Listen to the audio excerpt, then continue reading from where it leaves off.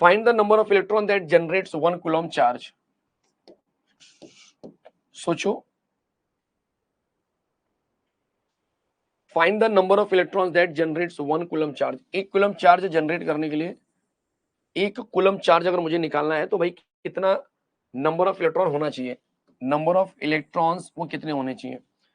Check कर बच्चा, फटाफट दिमाग चलाओ जरा।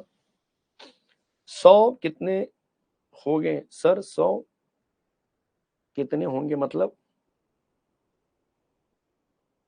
नहीं समझा भाई, क्या बोल रहे हो? यस बोलो, इसमें क्या कर सकते हैं हम लोग? फैराडे वाला कॉन्सेप्ट ले सकते हैं। Find the number of electron that generates 1 coulomb charge. जैसे कि हम बोलते हैं कि एक फैराडे 96500 कूलम होता है, बराबर ना? याद आ रहा है सबको?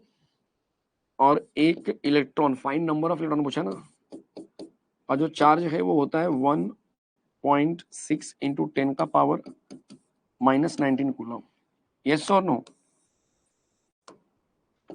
1.6 इंटू 10 का पावर -19 कूलम। अब हमको ये दिमाग चलाना है कि एक इलेक्ट्रॉन में इतना कूलम है, इसको छोड़ दो, ये तो किसी काम का नहीं है। एक इलेक्ट्रॉन का चार्ज अगर इतना कूलम होता है तो बताओ कि एक कूलम करने के लिए कितने इलेक्ट्रॉन आएंगे। आप ऐसे भी दिमाग चला सकते हो, ये भी तो सोच सकते हो ना कि हाँ यार ऐसा तो कर सकते हैं हम लोग, कोई दिक्कत ही नहीं है। मतलब ये लगभग कितना आ रहा है जरा चेक करो। 1x 1/1.6 इंटू 10 का पावर -19। एक को 16 से डिवाइड करने के लिए बोला है, एक को 16 से डिवाइड करो, मतलब समझे कितना आ रहा है बच्चा? 1 डिवाइड बाय 1.6 है, तो मैंने क्या किया, मैंने इंटू 10 या 100 ले लो, इसको भी इस तरह से कर दिया। ऊपर बन जाएगा 100, नीचे बन जाएगा 160, लेकिन एक प्लस पे डेसिमल है तो 16 बन जाएगा। ठीक है, तो ऐसा कुछ ले लिया।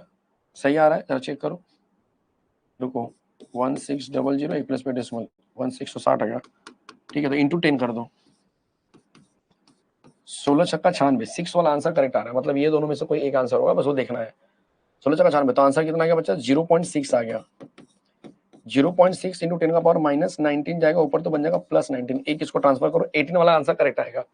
आंसर नंबर ए करेक्ट आ रहा है, बराबर। कैसे, क्या समझ में आया? सबको समझा? तो इसको सॉल्व किया तो कितना आ गया बच्चा? 6 आ गया।